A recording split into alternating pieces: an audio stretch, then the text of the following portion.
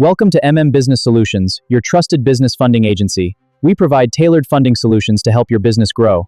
Contact us today at 917-525-3501 or visit loansales.us.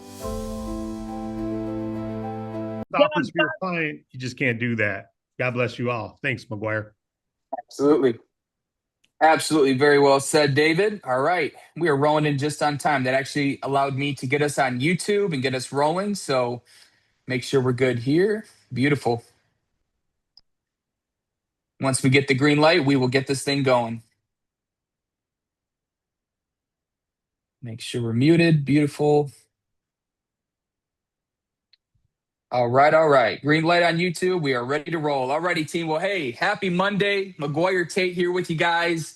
I'm here with you as your host every day for these huddles, and I love just what you guys bring to the pre-huddles. You know, the shout outs, the testimonials. As much as you guys are just sharing, right? This could be that I know it is something that resonates with others and can give them insight on something that they want to do throughout the week, or something that might be brand new to them, or just give them the confidence, or the comfortability to have a conversation that could lead to something great. So every story, every shout out that we have is really valued, and I appreciate what you guys bring to the huddles. But it's Monday, so I'm here with you guys as today's quarterback. I've got a really sharp message for you guys that came to me this morning. I just said, hey, I want to tell them what's going through my brain today. And I know that, there's going to be some similar thoughts to what's going on with you guys. And hopefully that'll just get us laser focused for the week, because it's a brand new week. We're closing out August. We're moving into those, depending on where you are, those chillier months, right? So things are changing in the air, but nothing changes for, how we bring ourselves to every day as DAC brokers, right? We're here to do nothing new, right? It's the same process done well over and over again. Meeting, greeting, informing business owners, letting them know we're here, creating relationships, bringing on new brokers, experiencing or opening this experience to them, getting them intertwined with all the tools that we have, just being a support beacon. None of those things change. But yet things around us change. So that's actually what I'm going to talk to you guys about today. But first, I want to go into a great funding story that I got. I actually emailed Wade back today and said, man, this is fire. My hands are burning on the keyboard just from what you sent me right now. So we have an amazing story from our senior funding director, Wade Cordell, and today's actually going to be spotlighting the incredible long-term value of lines of credit that we offer to our clients. So while a line of credit may generate a smaller commission up front, the real value does come over time with these, for those clients that return for draw after draw as they need to use that working capital as things happen. So here's a four, not just one. We got four examples of how these locks or line of credits, ended up over time accumulating from the draws into some pretty, good funding amounts, which obviously helps the business, but also stacks up and can be really lucrative for the brokers. So this first story here is a construction company out of Massachusetts. Broker is David Rutz. This company has taken 151,000 in draws since December of 24. So coming up almost 2 years of using us for lines of credit, including a $50,000 draw last week. We have an Arizona construction company with the broker on this being Denal Clary. This company has drawn 51,000 since January in recent, including a recent 50,000 draw. So this is even more recent, but you can see things come up, right? Texas Manufacturing Company has taken 71,900 across 2 draws since June. So that's even very recent. Broker on this is TK Funding Group. And this last example, in a bar in Oregon, Bar and Grill, has taken 12 draws totaling 127,400 since March of 2025, including a 54,200 last week. Broker on this is Danica Shannon. So these 4 examples right here, guys, as like I said, what we do doesn't change as far as meeting that business owner, greeting them, informing them of how we can position ourselves to be a service to them, a resource. And from there, we really don't determine. I think Suzanne said this last week. I'm not sure who said it, but they said we don't determine, things from there. We set up the building blocks of how we can best fit for them at that specific time. And from there, depending on what they need, what we get them qualified for, all those things come into play. And if it works and it propel that business forward, then that's a win, right? So these are examples of businesses who, over time, maybe they were different needs, different reasons to pull these draws. But all in all, these brokers, these four brokers here, had a connection with a business, and from there, we found that there was a good fit for what they were looking to do over and over again. They qualified for something that was, not very easy to qualify for. You have to meet those requirements, but from there, the business, for whatever reasons that they had during those times, were able to come back again and again, which obviously is great for the business, and I'm sure is great for the income of us as brokers, right? Or you as brokers. So moving into my topic today, this kind of fits with, things. There's a lot going on, and how we can best make sure that we, just like Nick said, we take care of the things we need to take care of, set our goals, and make sure that we're not leaving anything on the table. So today's title is "What's in the Window and What's on the Stove." It's kind of a restaurant metaphor pertaining to what we're doing as brokers with DAC. So what does that mean? What's in the window? What's on the stove? So things that are in the window, right, is what's in front of us right now. Things that maybe are time sensitive, or just a big topic, piece of mind or topic of mind that we're all on the same page, right? So we're in the month of August, right? We have an August funding special for HVAC industry businesses, right? That's something that's in the window for us, that we have 7 days, 1 week left of this funding special. We should make sure that we don't end this month out saying, yeah, there was a couple of businesses here I could see that I probably should have reached out to them. And although we can always help them if or when, this is a time to be laser focused on this funding special. Why? Well, our underwriters and Wade and the team, knew that this is a big time for those industries. We're not just, asking AI to say, bring us up, an industry that we can put as the funding special. So this is laser focused. Businesses in that industry right now, in the HVAC industry, are booming right now. They're doing a lot of work. So that's something that's in the window that we need to make sure that as much as the other things don't change, that's on our top of mind, right? We're laser focused with that until it's the next thing, until it's the next funding special, whatever it is. Another thing is the DAC American Opportunity Challenge. Every broker, new or seasoned with DAC, has the same opportunity right now to be on that boat taking off from our port in April of next year. So that's just something that's every day top of mind. A brand new broker's coming in, you're getting them through the certification, you're getting them through that game plan, and you're bringing up the crews. Hey, so is that something we're aiming for? If so, let's go, right? No turning back. So those are things that would be in the window. Some things that are on the stove would be the things that we're doing that are always cooking, right? There's something that's always brewing in the kitchen. Those are the dailies, the things that we want to make sure at the end of every day we've covered or touched to some degree, right? So that's things like bringing on new brokers. If you're growing your agency, bringing on new brokers and referral partners, right? Positioning yourself to have that massive growth in your agency, which starts from the building blocks: new brokers, referral partners, bringing energy to current brokers, right? Going after the challenge, right? That's not just as you're getting started, the cruise, but it's, hey, how you doing on that? How are we? Is there anything that we should change, right? As we're aiming to get on this cruise, how are these, whatever it may be, just continuing that energy with them. And then of course for ourselves, right? Meet, greet, inform, help clients get funding if and when, grow your broker pay, earn the trip for yourself, right? So those are just a few examples of some things that can be in the window or on the stove. So how this all, ties together is, as we have a lot of things going on. We have life, we have business, we have all these things going on. If we can, physically, I keep things physically written, right? What's in the window for me right now? What's something that is time sensitive, something that I have at my disposal that may be changing in the future. So when it does change in the future, I know I got the most out of that while it was in the window. Things that are on the stove are just things that you want to make sure that we're not, slipping behind on. If you're in a big recruiting mode, it's okay that you're spending a little bit more time in recruiting mode than meeting, greeting, and forming clients. Maybe you've already built up a network or have a pretty strong network, so that's your focus, is recruiting. Everyone has a different formula, but the things that are on the stove, as long as we push those forward, we don't let anything fall back, we'll always be in a pretty good spot. So in the window, what's in the window? Write that down. It could be more than what I just mentioned today. What's your stove? What's something that's always churning and in the works? And make sure that we just tackle every day with those things in mind. And if you don't get everything done in that day, that's the prompt for the next day, right? We don't beat ourselves up. We do what we can and we move forward. So my ask for you guys today, to be specific, is there HVAC companies that you haven't reached out to yet? If so, that should be start of the week, right? Brand new week.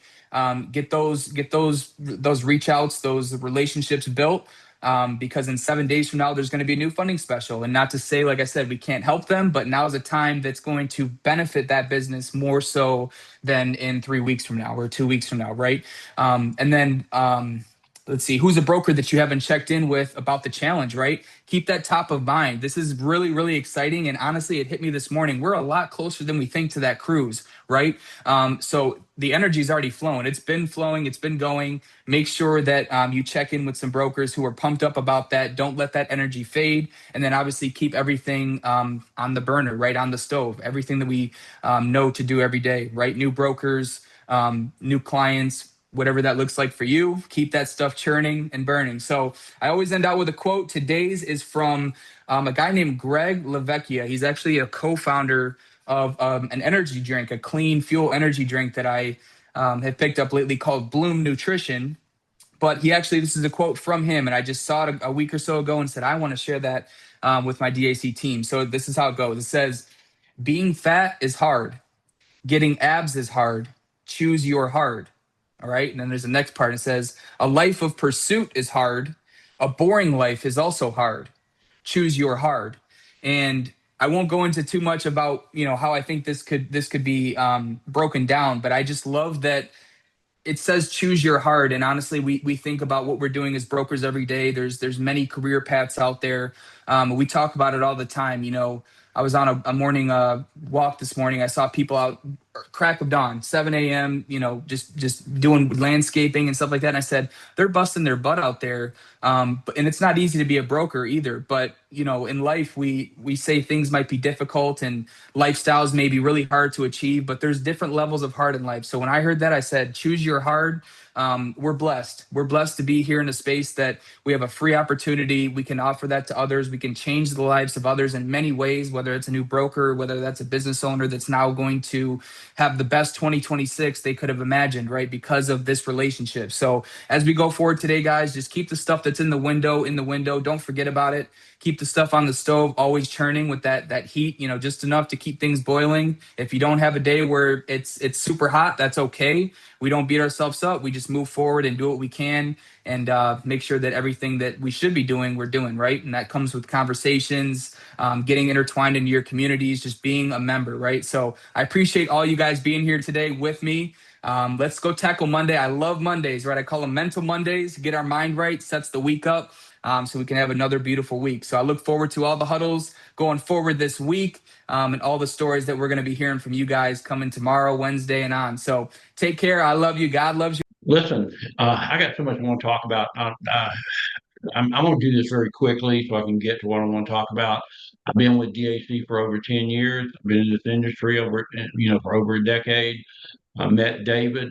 He had such a heart and such a knowledge of being new in the industry. He knew an awful lot about what he wanted to do, and he's making it happen. And that's why I got involved with it.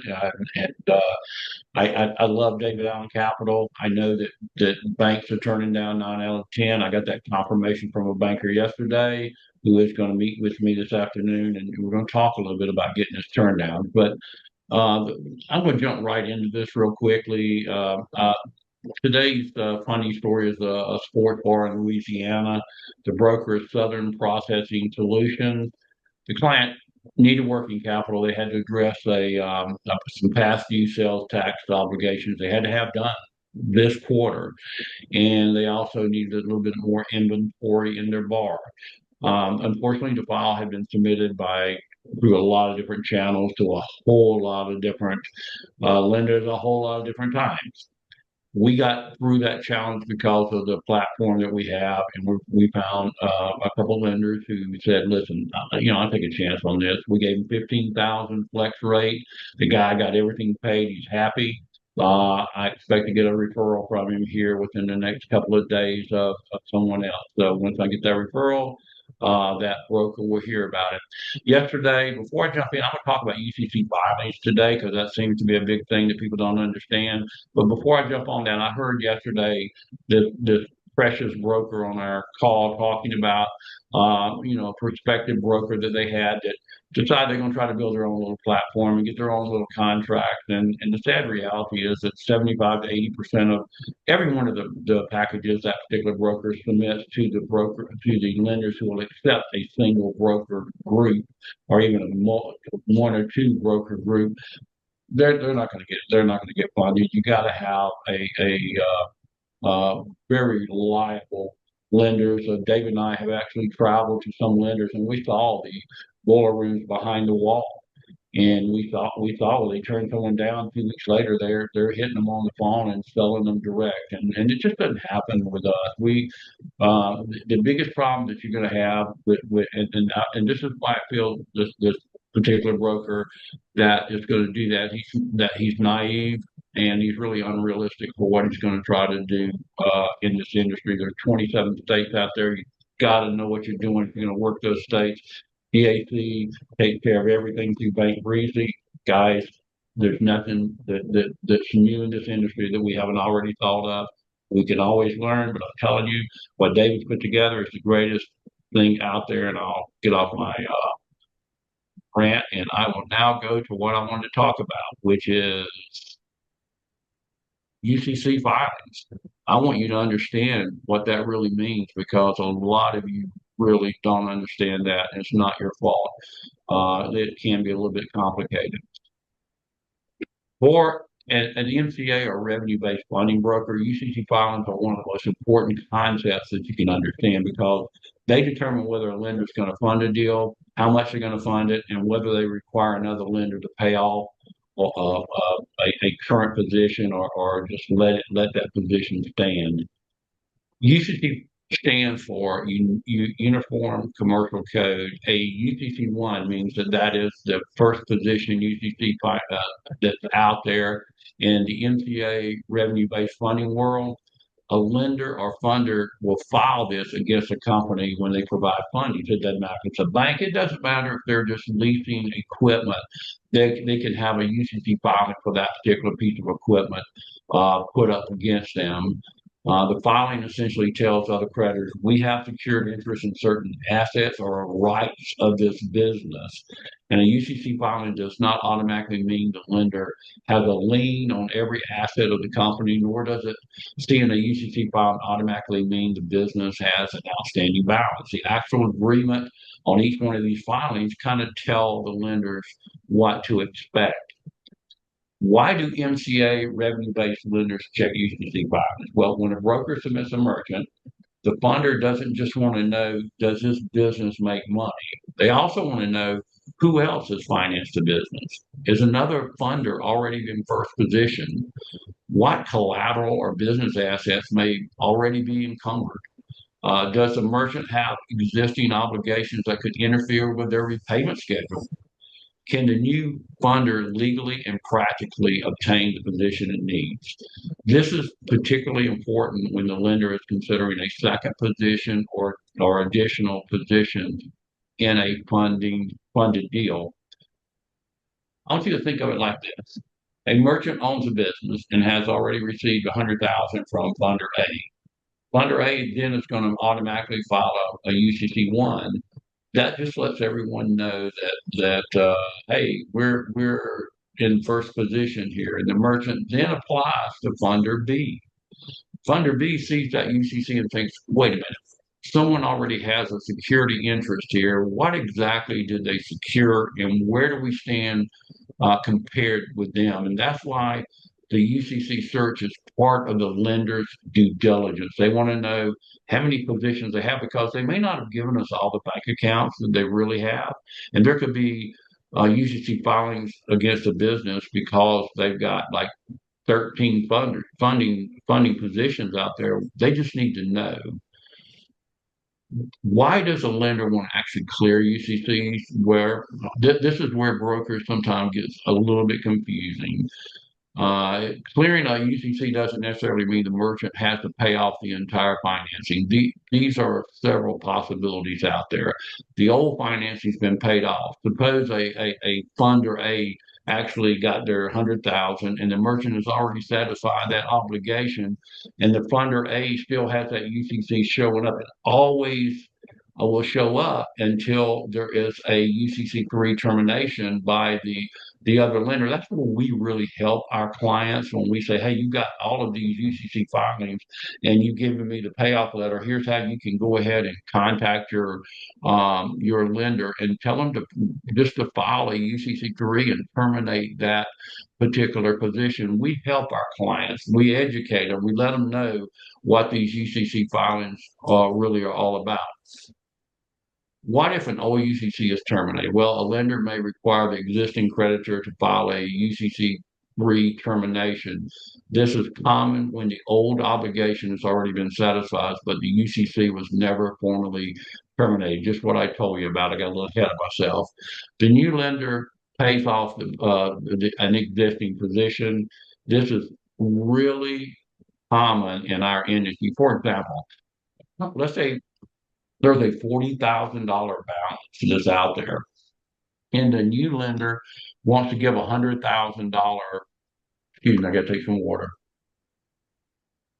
$100,000 funding, but they want that first position.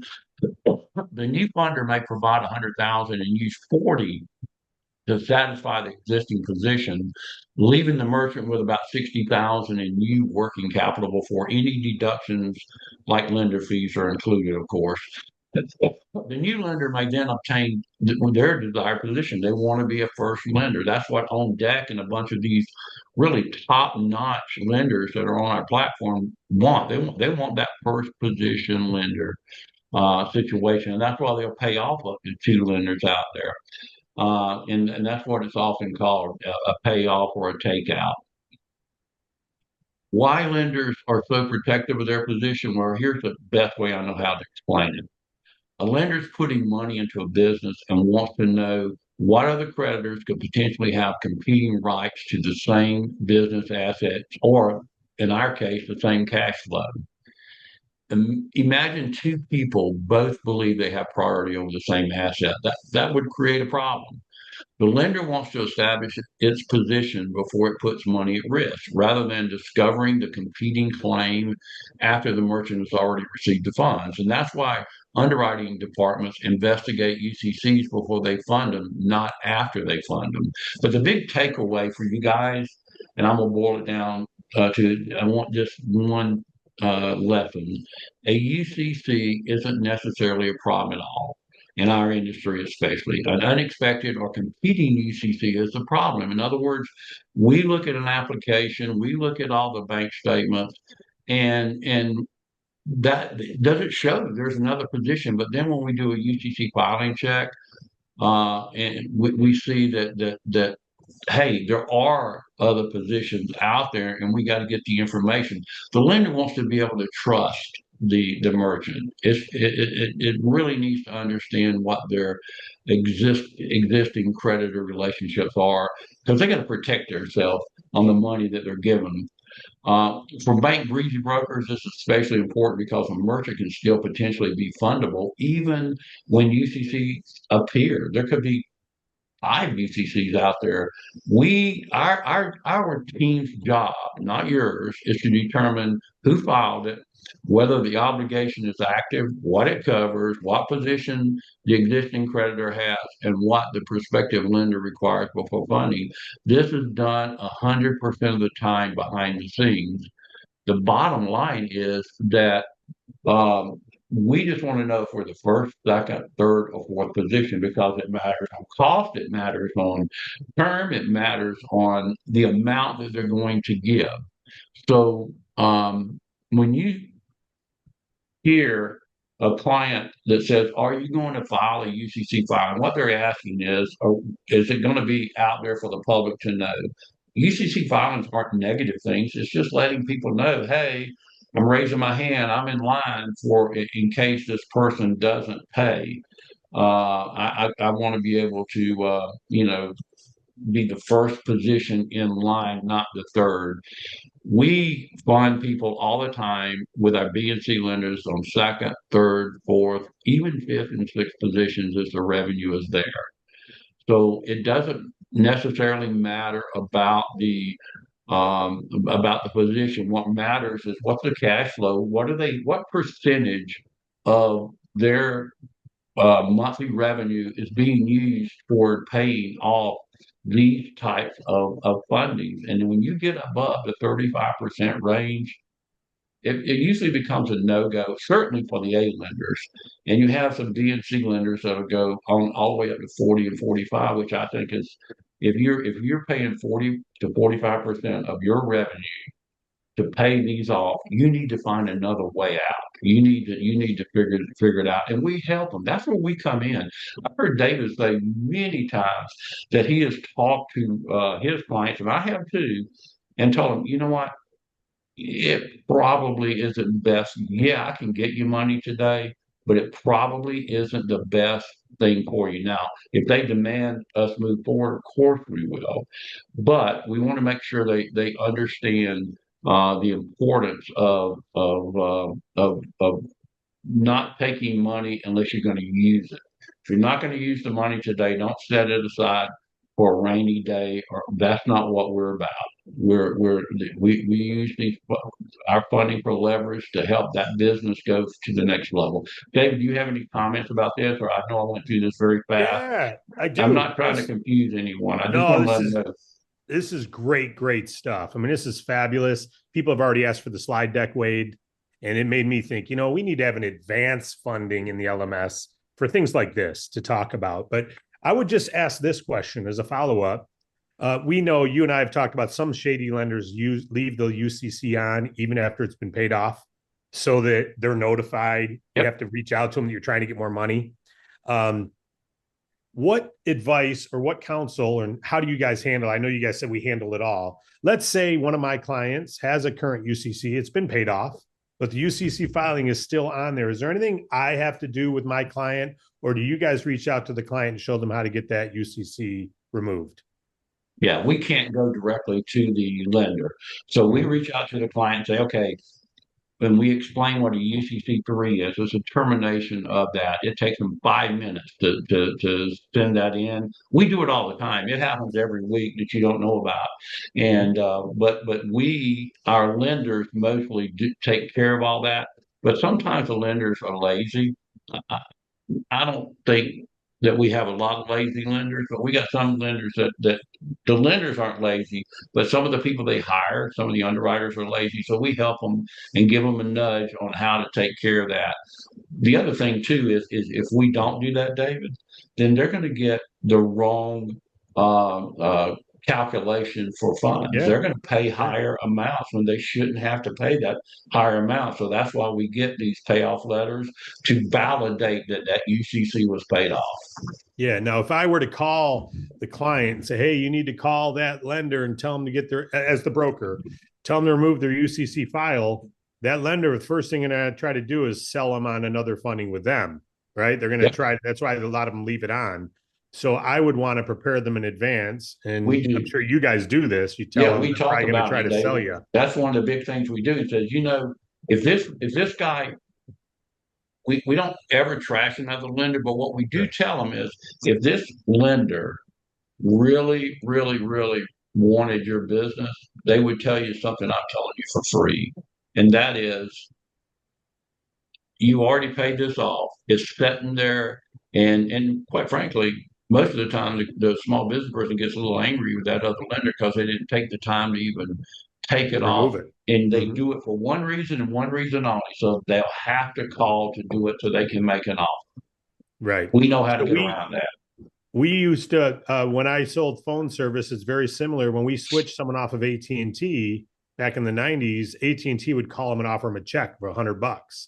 And we'd have to sell against that. We'd have to educate against that and tell them, as soon as you switch, AT&T is going to offer you $100. So just keep in mind, ask them, tell them no thanks. And why didn't you offer me the 100 for being a good customer instead of waiting till I leave?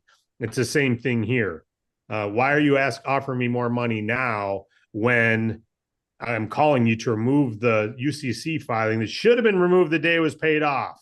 And you didn't do it then. Why would I think you'd remove it next time? And so I'm sure you guys cover that all the time with them. But the broker and the biggest takeaway of this, Dave, The biggest takeaway of this, David, is UCC doesn't mean that they got a blanket filing against everything you're on. And it doesn't mean that a person can't get funded. Anybody in their right mind, from a bank to a person who's leasing uh, copiers, are going to put a UCC filing there so that they can't encumber that piece of equipment under another loan that they may be getting from someone else. Right on. Hey, great stuff, Wade. Thanks for bringing expertise every single week. We're so blessed to have your expertise coming to this channel on a weekly basis. God bless you, buddy. Thanks. Hey, y'all have a great one, man. We appreciate everybody. Because I am just hell-bent on not going back to a W-2 position. But I was at a Mexican food restaurant, and I walked in to pick up some food for somebody, and the girl told me it was going to be 10 minutes, which is like a death sentence for an Uber Eats driver. And so I told her, I'll be right back. And I saw business to the left, and I ran over there. No owner, and then I ran to the right, and it was an adult development, like an adult daycare for mentally challenged. And the CEO was there, and I told her what I did, and she was immediately interested, said she'd actually been talking to her accountant about getting a line of credit. And so we hit it off, and we set an appointment to go over it with Nick, a 3-way call on Tuesday. Yes. So, and then I ran back and picked up my Mexican food and delivered it. So I thought it was pretty cool.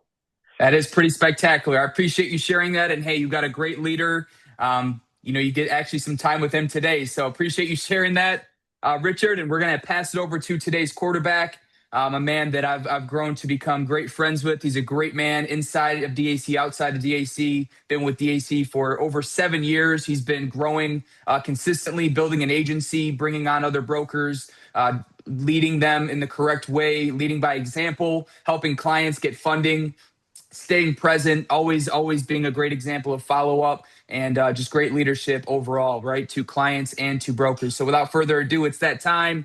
Nick DeHame, take it away, sir. Hey, McGuire, thank you, brother. Thank you for all those kind words, man. I appreciate everything you do. Welcome, everyone. Good morning. It is Wednesday morning, Winning Wednesday, I like to call them. And this is the DAC Huddle. We're here. We get inspired. We get motivated. We share some value, tips, messages that can help everyone here in their day-to-day. This is your first time tuning in. I love to say congratulations if you are brand new and this is your first time tuning in, and for everyone that continues to tune in. But that shows commitment, and that's going to show a lot in your success here in DAC, because we all feed off of the messages here, and that commitment is going to help you succeed a lot. Staying plugged in and being a part of what we have to offer here at DAC. McGuire said it, I'm Nick DeHame. I'm an independent broker with DAC, just like all of you. And it is truly my honor. It's an honor to be here today sharing a message that I know is going to help all of you in your day-to-day at some point this week. And, you said a specific word, McGuire, which the message for today is going to be all about follow-ups. But we're here because business owners in the communities, we say this every day. They are out there. They need working capital. At some point, 6 out of 10 are breaking even, losing money. And there's 6 out of 10, 7 out of 10 business owners at some point are going to need to explore these options, right? Alternative funding, because not all of them can get funding at the bank. That's the bottom line, right? 90% of business owners cannot. And there's moments where business owners presented with an opportunity to grow, to expand, to open up in a different location, to open up in a different state, right? They need access to working capital to take advantage of those specific opportunities. We like to call them fuel plays. And today's funding story, I'm going to get right into it, is that type of play, is a fuel play. And the broker on this, I'm excited to share this, guys. The broker for this story is Orlando Darden. Congratulations, Orlando. This is a behavior health center in Virginia. And the client needed working capital to support their expansion into a new state, the state of Kentucky. So this is a business in Virginia, behavior health center in Virginia, and wanting to expand into a new state, into Kentucky, to help cover advertising, recruiting, and the cost associated with building their presence in this new market. You can imagine you're going into a new state. There's a lot of costs and investments that go into that type of expansion, right? Into licensing and all of that, advertising, recruiting. So the challenge was their credit profile, which includes several negative trade lines. However, the Bank Breezy network provided effectively there. They were able to provide and get them a $30,000 flex rate offer that fits their needs. So the client right now is deciding whether they need to take that full 30,000 or a smaller amount, and they are expecting to have their decision later this morning, around right now, the time that we're speaking. So Orlando, you hear him, he comes on, he shares his stories, he shares how he's networking, and he continues to network. Orlando, congratulations, my friend. I am excited to be the quarterback today to share your story of how you stay present with your network. And congratulations to the Bank Breezy team being able to provide this solution to this business for their expansion needs, right? For their fuel play. Now, guys, I want to get right into the message, because what I'm focusing on myself, and I love to share things that I'm experienced myself, that's working for me, that has worked for me, just like every other quarterback that's on here. But I want to talk about following up and staying present and following through. We've spoken about this a lot in the past, and we continue to speak on this because of the effectiveness, right? Staying present with the business owners. I literally was just 2 minutes before jumping on the call. I'm working with one of our Bank Breezy team members and a potential client that we have right now that has an approval, and he's going through the offer. We were able to get him some very, very significant prepayment discounts for his offer. So I was on the phone back and forth with our Bank Breezy team and the client. But I want all of this I'm sharing because this is a business owner from my local community back in New Jersey, and I've stayed present with this business owner throughout about a year and a half. And the first time the most important step of that process is establishing that relationship, is planting that seed, right? Is getting out there. No matter if you're brand new, you have some fear of speaking to someone, go out there, do it, just speak the truth, speak what you believe, what we train here on, our beliefs, and just share and educate, right? No pressure. So that's a very important step of the process. But the other very important step is staying present and letting that business owner know through all means that you are that person that is truly, genuinely interested and have care for that business owner, and making sure they understand, hey, I know what you go through. I know how difficult it is to run a business. And I just want you to know that if you ever come across a time in your entrepreneurial journey where you need access to working capital, I'm your guy or I'm your gal, right? And through how can you ensure that that business owner understands that is through following up, staying present, going out of your way if you can refer them business, right? And so this business owner that we're working with right now came through exactly like that. The last time I spoke with him was about two months ago. And he called me this Monday out of the blue. And he reached out. He has me saved in his contact phone book, right? He reached out because he came across a time-sensitive opportunity where he needs access to working capital.